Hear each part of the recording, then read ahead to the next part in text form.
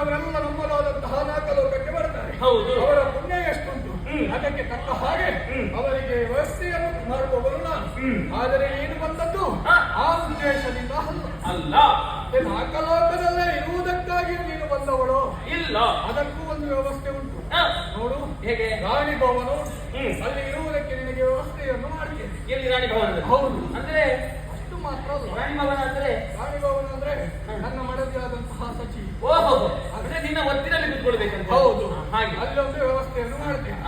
ಮತ್ತೆ ಚಪಲತೆ ಬಿಟ್ಟು ಹೋಗುದಿಲ್ಲ.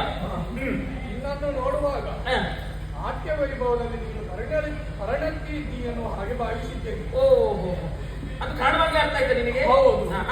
ಅದು ಹೌದು ಅಂತಾದ್ರೆ ಅದಕ್ಕೂ ಒಂದು ವ್ಯವಸ್ಥೆ ಉಂಟು. ಹೇಗೆ? ನಮ್ಮಲ್ಲಿ ರಂಬೆ ಊರ್ವಶಿ ಮೇನಕ್ಕೆ ಇದ್ದಾರೆ. ಓ, ರಂಭಾದಿ ನಾಡಿಯರು. ಹೌದು. ಅವರೊಟ್ಟಿಗೆ ಸೇರಿ ನೀನು ನರ್ತನ ಗೆಜ್ಜೆ ಕಟ್ಟಿ ಇಲ್ಲಿ ನರ್ತನ ಮಾಡೋದು ನಾಟ್ಯ ವೈಭವ ನೋಡುವ. ಹಾಗಾಗಿ ಯಾಕೆ ಬಂದ? ರಂಭಾದಿ ನಾಡಿನ ಸಂಭ್ರಮಕ್ಕೆ ನರ್ತಿಸಲು ಅಂತ ಹೇಳುವಾಗ ನಾನು ಬರ್ಬೇಕು. ಹೌದು.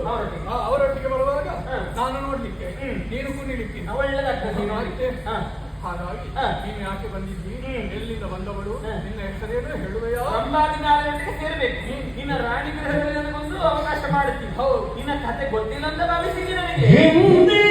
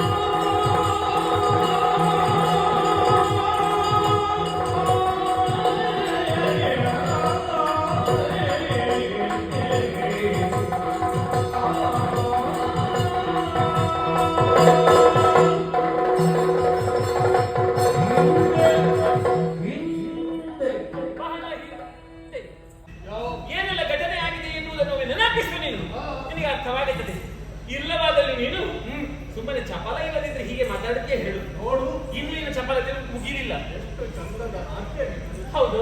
ಹೀಗೆ ನಾಟ್ಯ ನಮ್ಮ ರಂಭಾದಿ ನಾಟ್ಯವಿಲ್ಲ. ಹೌದೇ? ಹಾ. ಹಾಗೆ ಅವರಿಗೆ ಸೇರಿಕೋ ಎನ್ನುವಾಗಿ ಹೇಳ್ತಾ ಹೌದು. ಇದ್ದೀನಿ. ಬಿಡು, ಹಾ. ನೀ ಅದನ್ನೇ ಹೇಳಬೇಕಷ್ಟೇ. ಹಾ. ಆದರೆ ಹಾ. ನೀನು ಮಾಡಿದಂತಹ ಹಿಂದಿನ ಘಟನೆಯನ್ನು ಮೇಲೆ ನೆನಪಿಸಿಕೋ. ಹಿಂದಿನ ಘಟನೆ ಹೌದು. ಯಾವುದು? ಗೌತಮ ಆಶ್ರಮದಲ್ಲಿ ಹಾ. ಅಹಲ್ಯ ಒಬ್ಬಳು ಇರುವಂತಹ ಸಂದರ್ಭದಲ್ಲಿ ಮುಂಜಾನೆ ಹೊತ್ತಿನಲ್ಲಿ ಬಹಳ ಹಿಂದಿನ. ಬಹಳ ಹಿಂದಿನದ್ದು ಹಾ. ಗೌತಮ ಮಹರ್ಷಿಗಳು ವಿದ್ಯಾರ್ಥಿಗಳಿಗೆ ಹಿಂದೆ ಹೊರಗೆ ಹೋಗುವಂತಹ ಸಂದರ್ಭದಲ್ಲಿ ಹಾ. ಮುಂಜಾನೆ ಹೊತ್ತಿಗೆ ಹೋದೆ. ಅದೇ. ಯಾವುದು ಶಬ್ದ ಅದು? ನೀ ಮಾಡಿದ್ದದ್ದು ನೀನು ನೆನಪಿಲ್ವಾ? ನೀನೇ ಮಾಡಿದ್ದದನ್ನು. ಕೋಳಿ ಹಾಗೆ ಕೂಗಿದ್ದು. ಹಾ. ಮುಂಜಾನೆ ಆಯಿತು ಎನ್ನುವ ಹಾಗೆ ಗೌತಮ ಮಹರ್ಷಿಗಳು ತಿಳಿದದ್ದು. ಮುಂಜಾನೆ ಆಗಲಿಲ್ಲ. ಹಾ. ಮುಂಜಾನೆಯನ್ನು ಸೃಷ್ಟಿ ಮಾಡಿದ್ದೀನಿ. ಗೌತಮ ಮಹರ್ಷಿಗಳು ವಿದ್ಯಾರ್ಥಿಗಳಿಗೆ ಹೋದ್ರ ಹಾ. ಅಹಲ್ಯೆಯ ಬಳಿಗೆ ಹೋಗಿ ಹಾ. ಅಹಲ್ಯೆಯನ್ನು ಒಡಗೂಡಿದವನು ನೀನು ಅಲ್ವೇ? ಹಾ. ಗೌತಮ ಮಹರ್ಷಿಗಳು ಹಿಂದೆ ಬಂದಂತಹ ಸಂದರ್ಭದಲ್ಲಿ ನಿನ್ನ ಗುಟ್ಟು ರಟ್ಟಾಯಿತು. ಹಾ. ಒಪ್ಪಿತಗೊಂಡಂತಹ ಗೌತಮ ಮಹರ್ಷಿಗಳು ನಿನಗೆ ಘೋರವಾದಂತಹ ಶಾಪವನ್ನೇ ಕೊಟ್ಟರು. ಮೈಯೆಲ್ಲ ಕಣ್ಣಾಗಿ ಹೋಗಲಿ ಎನ್ನುವ ಹಾಗೆ ನಿನ್ನ ಹೆಣ್ಣಿನ ಚಾಲತಿ ಅಲ್ವೇ? ಸ್ತ್ರೀಯರ ಹುಚ್ಚು ನಿನಗೆ ಅವತ್ತೂ ಹೋಗಲಿಲ್ಲ, ಇವತ್ತಿಗೂ ಹೋಗಲಿಲ್ಲ. ನಿನಗೆ ಆ ಹುಚ್ಚಿಗೆ ಬೇಕಾಗಿ ಸಹಸ್ರಾಕ್ಷ ಎನ್ನುವಂತಹ ಬಿರುದನ್ನು ಪಡೆದವನು ನೀನು. ಅಂತಹ ನೀನು ಅಂತ ಹೇಳುದು. ನಾವು ಹೇಳುವುದನ್ನು ಶಾಪ ಎನ್ನುವ ಹಾಗೆ ಗೌತಮ ಮಹರ್ಷಿಗಳಿಂದ ಶಾಪವನ್ನು ಪಡೆದವನು ನೀನು. ಹಾಗೆಯೇ ಇಂದು ಕೂಡ ನನ್ನೊಡನೆ ನೀನು ಮಾತನಾಡಿ ಬ್ರಹ್ಮಾದಿ ನಾರಿನೊಳಗೆ ಸೇರು ಎನ್ನುವಾಗಿ ಹೇಳ್ತಾ ಇರುವ ಯಾಕೆ ಸುಮ್ಮನೆ ನಿನ್ನ ಹಿಂದೆ ಪದವಿಯನ್ನು ಕಳೆದುಕೊಳ್ಳುತ್ತೆ ನೀನು? ಹಾಗಾಗಿ ಹೇಳ್ತಾ ಇದ್ದೇನೆ, ನಿನ್ನೆದುರಿಗೆ ಬಂದವಳು ಮೀನಾಕ್ಷಿ, ನಿನಗೆ ಸಾಮರ್ಥ್ಯ ಉಂಟ, ನನ್ನೊಡನೆ ಹೋರಾಟವನ್ನು ಮಾಡಿ ಜಯವನ್ನು ಸಂಪಾದಿಸಿತು. ಅದು ಬಿಟ್ಟು ನಿನ್ನ ರಾಣಿವಾಸವನ್ನು ಬ್ರಹ್ಮಾದಿ ನಾರಿಯನ್ನು ಸೇರಿಕೊಳ್ಳೋದಕ್ಕೆ ಬಂದವಳಲ್ಲ.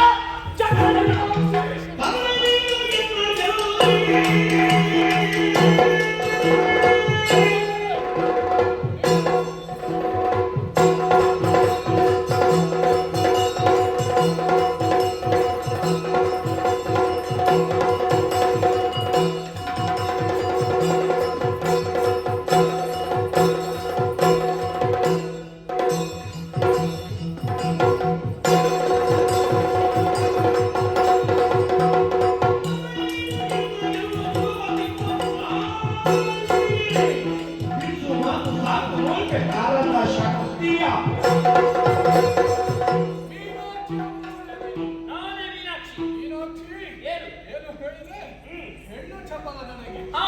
ನಾವು ದೇವತೆಗಳು ಪರೋಕ್ಷವಾಗಿ ಏನು ಮಾಡುವುದಿದ್ದರೂ ಕೂಡ ದೈವ ಸಂಕಲ್ಪದಲ್ಲಿ ಇದ್ದೇ ಇರುತ್ತದೆ. ಹಾಗಾಗಿ ದೈವ ಸಂಕಲ್ಪದಲ್ಲಿ ಶಾಪ ಕೊಡ್ಬೇಕಂತ ಇರ್ತಲ್ಲ. ಗೌತಮ ಮಹರ್ಷಿಗಳು ಅದರಿಂದ ಲೋಕಕ್ಕೆ ಒಳ್ಳೆಯದಾಯ್ತಲ್ಲ. ಏನು ಒಳ್ಳೆಯದಾಯ್ತು? ಕೆಲವೊಮ್ಮೆ ರಾಕ್ಷಸರೆಲ್ಲ ನಮ್ಮ ನಾಕವೇರಿ ಬರ್ತಾರೆ. ಅವರಿಂದ ನಾವು ಸೋಲಲ್ಪಟ್ಟು ಹೋಗ್ತೇವೆ.